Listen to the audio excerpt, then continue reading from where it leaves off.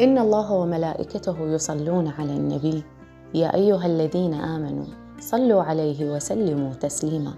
اللهم صل على محمد وآل محمد الطيبين الطاهرين.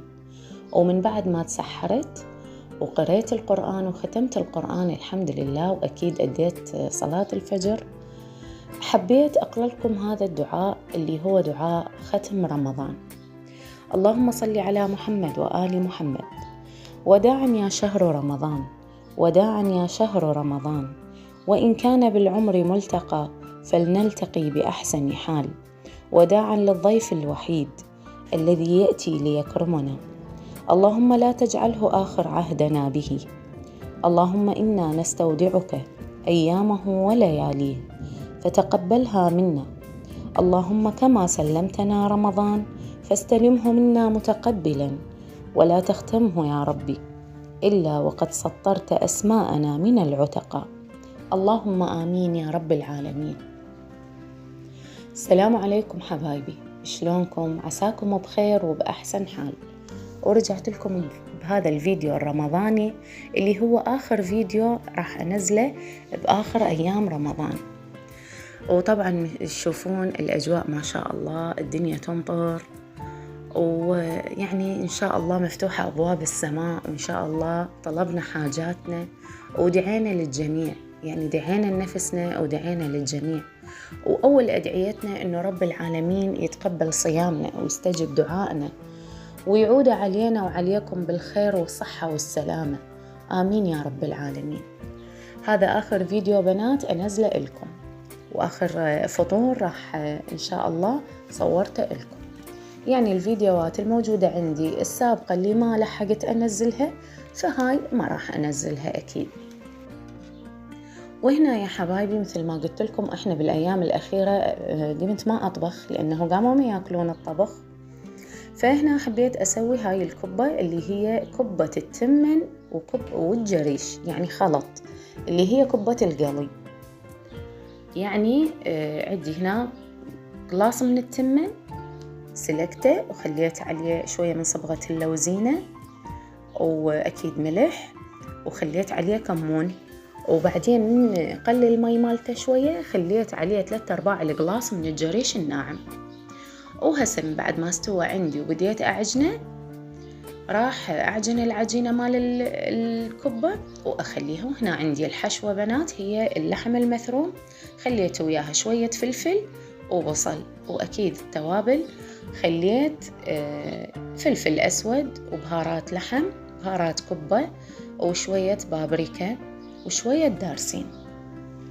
وهنا بديت ألف بالقطع مال الكبة بهالشكل هذا، وما شاء الله بنات العجينة هاي طلعت عندي تخبل كلش ممتازة، وإن شاء الله ما راح أستغني عنها، كلش حبيتها. فبما أنه قلت لكم إحنا يعني ما يأكلون الكبة هالقد، أسوي شي قليل وأفرزها.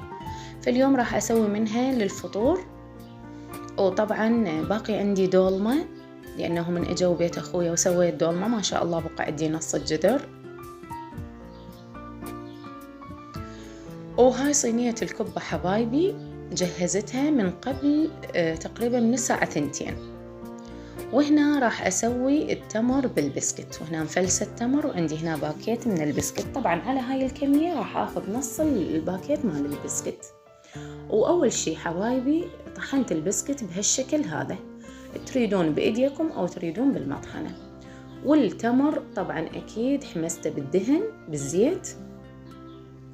وهسه راح انتظره شوية يبرد، ومن بعد ما برد عندي سويت العجينة مال التمر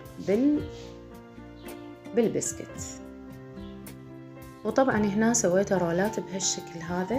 طبعا اكو غلط بالفيديو، المفروض اول بداية اطلع لكم التصوير من عجينة التمر بالبسكت، راح يصير بعدين.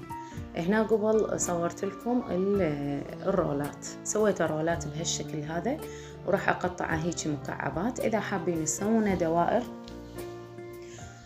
يعني هذا الشكل حسب الرغبة. طبعا بنات انا حتى كنت بالايام العادية اسوي من عنده هذا، يعني مو بس بشهر رمضان، لا لأن كلش يحبوا طعم البسكت بيه ويا التمر كلش طيب، خاصة إذا سوونه بالدهن الحر أو بالزبد هم ينطف الطعم كلش طيب. وطبعا أكيد التشكيل حسب الرغبة، يعني إذا تحبون تسوونه كرات مدورة أو تسوونه مستطيلات أو شون، يعني حتى إذا بالقالب مثلا، يعني حسب رغبتكم. القوالب مال الكليتش اللي عندكم هم إذا تطبعوهن بيهم يطلع المنظر كلش حلو. إن شاء الله هم راح أسوي. هنا مثل ما قلت لكم الفيديو صار بي غلط، يعني المفروض هذا الفيديو بالأول وبعدين يلا ذاك. فالمهم حتى الصراحة يعني ما جاي ألحق بنات والله. هي هاي أول بداية، يعني من شوي برد عندي العجينة مال التمر بردت، ضفتها على البسكت المطحون وظليت أعجن بيها بهالشكل هذا. طبعا شوي بعد بيها حرورة. أظل ألم البسكت المطحون كله ويا عجينة التمر. طبعا أنا ما سويت كمية هواية، يعني سويت هذا الشيء، يعني هاي الكمية قليلة وهم كلش كافية حتى بقى من عندها. بس صراحة يا بنات كلش يحبوه، لأن التمر بالبسكت كلش طيب، يعني أنا مجربته من زمان وهواي مسويته. المهم حبايبي، هاي من بعد ما عجنته وشفتوا بالبداية سويته رولات وقطعته، وهذا كان شكله كلش طيب وراح يحبونه وينفعكم حتى بالأيام العادية. وهنا بديت تحضيراتي للفطور، وأكيد لازم هنا سوينا صحن رقي وبطيخ. طبعا أنا بالأيام الأخيرة استخدمت هاي المواعين اللي جابت لي إياهن هدية بنت أخويا أم فاطمة ربي يحفظها. فهنا حبايبي سويت البطيخ والرقي، وطبعا راح يعني بديت أجهز شغلاتنا للفطور. يعني فطورنا هو بسيط، نواشف، شي بسيطة، أشياء بسيطة العفو. وهسه جاي نرتب بهذا الماعون، وأكيد هسه أني بديت أقلي الكبة. وطبعا أنا دائما أقول لكم أهم شي تكون الكبة أو أي شي يعني أسوي لازم أخليه يقسب، لأنه ما نحبه إذا ما يكون مقسب، فأهم شي الكبة تكون مقسبة.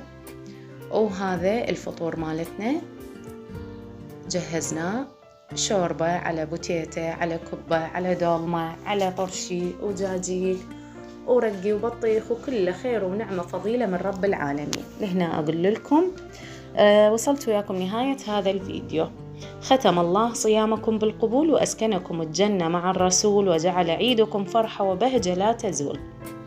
مع السلامة.